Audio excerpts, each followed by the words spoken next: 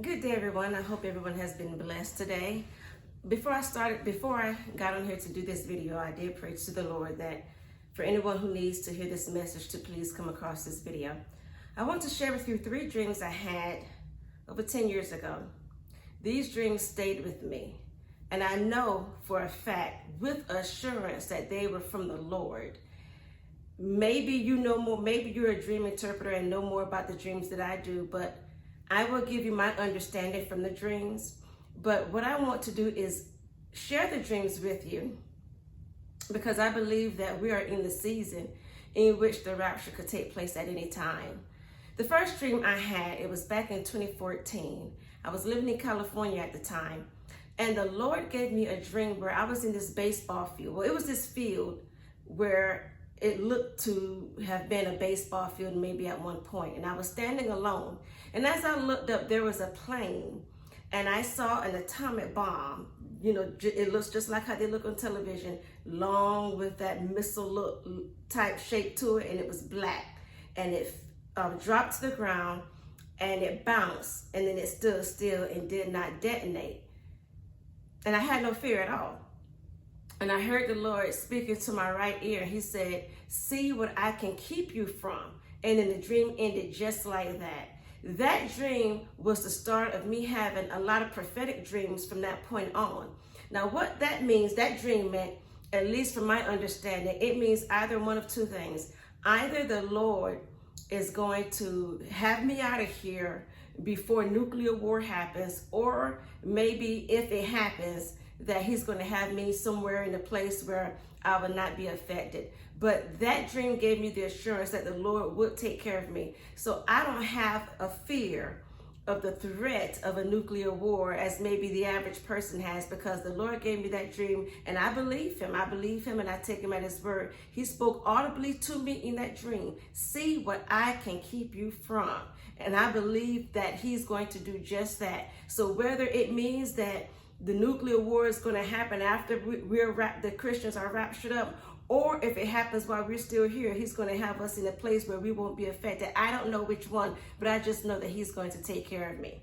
The second dream I had, it wasn't long after, it was shortly after. But in this dream, I was in a cabin with a few other people. And we were kneeling down on the wooden floor. And there was this entity that was in front of us. And I always refer to it when I think of this dream as an entity, because in the dream I sensed it wasn't fully human, but it wasn't fully robotic. It was a hybrid, I believe, maybe some type of hybrid. And I believe that's essential to mention, because we're living in a time now where there's so much being done with technology and manipulating God's creation. So I thought that was important to mention that this entity, I'm calling it an entity because I knew that it wasn't fully human, but it was a soldier-like entity, and it was placed in front of us. It was standing in front of us with a weapon. And we were in a line kneeling down, and there was a man on one end, and I was on the other end as the first person.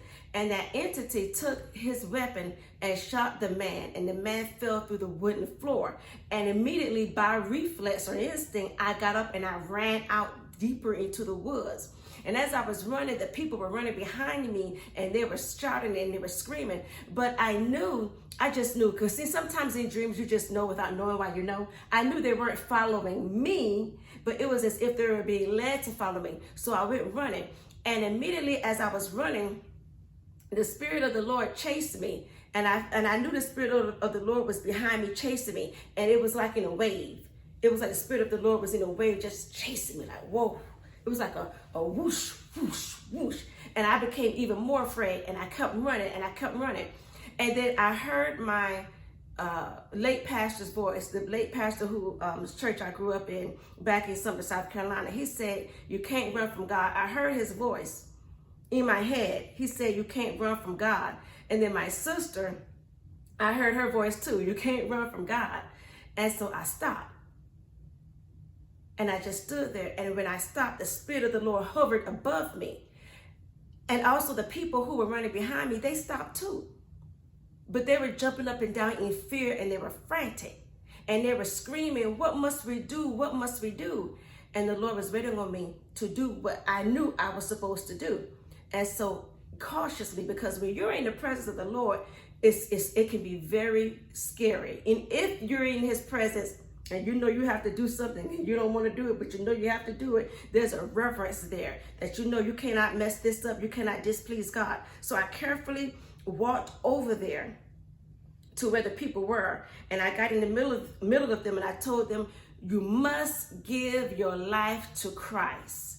And the dream ended just like that. Now, from that dream, I took it to mean that maybe the Lord has purposed me to share the gospel any way that I can share it, that it can be shared, to share the gospel. But I knew that the Lord had appointed me in that dream that I needed to tell these people, because they, in the dream, they looked to be foreigners. I don't know, I just sensed that maybe they were foreigners, that you must give your life to Christ. And that's what I did. I told them, you must give your life to Christ. And then the dream just ended just like that. It was like zap. I didn't even get the chance to see their reaction after I told them. It was like zap. The Lord took it away just like that after I told them that. So I knew that was the purpose of the Lord giving me that dream. As far as what that entity was, I don't know. It could be that there's going to come a time, because you know the Bible said that the coming of man is going to be like the days of Noah before the Lord returns. I don't know that part of the dream or what it exactly meant, but I just know that that dream was definitely from the Lord, and that we as believers, we have a mission, we have a duty to spread the gospel of Jesus Christ.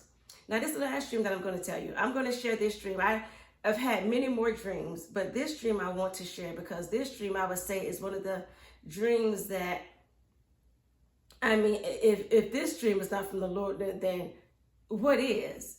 I knew that this dream was from the Lord. This dream was so clear and so profound that I don't think there's a day that goes by that I don't think of this dream. Well, I was walking in my old neighborhood where I grew up when I was in the elementary school. And as I was walking, I understood that my feet weren't touching the ground, but I was walking on it, if that makes any sense. Well, there was a lake of fire that was surrounding, and I could look down and see the lake of fire, and I had no fear. And it was as if the spirit realm had become visible. Let me put it that way. Almost like the earthly realm had merged with the spiritual realm. But I could see the spirit realm within the earthly realm, and could see the spirit realm around. So it's as if the spirit realm had just simply became visible. And the lake of fire, the fire was flowing like water flows in a lake. It was just flowing, but it was flowing in anger. There was an anger there in that fire. It roared. It was like God's wrath was roaring. It was an angry fire. And now I understood, when I had that dream, I understood why in the Bible it says a lake of fire, because the fire was flowing like water flows in a lake. Well, anyway, as I went to my right, there was a line. And these were souls. These were not physical humans, at least in the dream, how I understood it. These were souls. They were silhouettes of human beings. And the silhouettes were gray. It was like a gray silhouette, like their souls had finally come up to be judged. And when I looked at them, there was no room between the front and the back of the people who were in line. Now, have you ever seen pictures of the transatlantic slave trade, how the slaves were chained together and there was no space between them? That's how it was. There was no space between the silhouettes of the human beings, their souls. It was like the front of this soul was touching the back of this soul. And I was looking, and I could look to my left and I could look straight ahead, but I couldn't look to my right. But I knew it was a line of souls. And I don't understand, to this day, I don't understand why I was not able to look to the right, because the line was going that way to my right. But I could see directly in front of me, and I could look back to my left. And when the line would shuffle, you know how a line shuffles when there's so many people? That's how I knew a soul was being judged. And then the line had to move forward for the next soul to come up to be judged. And when I recognized that, I ran into the house. There was my childhood home that was there. just right there, and the people were in line. That part was strange. But my childhood home was there. And in my childhood home, there were 3 doors. There was a front door, a side door, and a back door. I ran through the side door, and as I opened the side door, there were only men in there. And the inside of the house was totally different from how it was when I grew up. I didn't recognize the inside, but I recognized the outside. Now, I don't know if that's of any significance, but I just thought I'd mention it. There were only men in there. And I went to one. I sat down beside him. He just looked so dejected. There was just sorrow and sadness in that room. And I said, give your life to Christ. And he walked off. He scoffed. And so I sat there. I was like, well, should I go after him? But then I looked to my right, and there was another guy standing there. He was looking like hopeless, like there was no hope for him. And I ran to him, and I said, give your life to Christ. And it was as if he didn't even hear me, like I was just not even there to him. So I went and I sat back down, and I pondered, what should I do next? And then the dream ended. So that dream ended on a note of me wondering, what should I do next? Because the 2 guys that I went to, one rejected and scoffed, and the other just didn't even respond. He just looked so hopeless. But that dream to me I don't know if it was it could have been a warning to me too, that the Lord is coming back. Their judgment will take place. There is a lake of fire. All of that is true. And it's so important for the gospel to be spread all across the world. That day is coming, and the Lord showed it to me clearly. I saw the souls of the damned in line being judged. I didn't see a soul being thrown into the lake. The Lord didn't allow me to see that, and it's probably for good reason. But I did see the line shuffle once a soul was judged and it was thrown into the lake of fire. So I saw the souls, and the souls were just gray, and it was like a smoke. That's what they look like, smoke in the shape of a human. You know how smoke that comes from a chimney, like gray smoke? It looked like the souls look like smoke shaped as a human. That's how the souls look. And I do thank the Lord for giving me that dream, because sometimes we need certain dreams to keep us steadfast, to keep us unmovable, and also to bring us to Christ, to unite in Christ.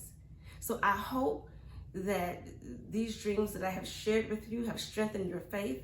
And if you are an unbeliever, I hope that it encourages you to seek the Lord and to come to Christ. Have a blessed day.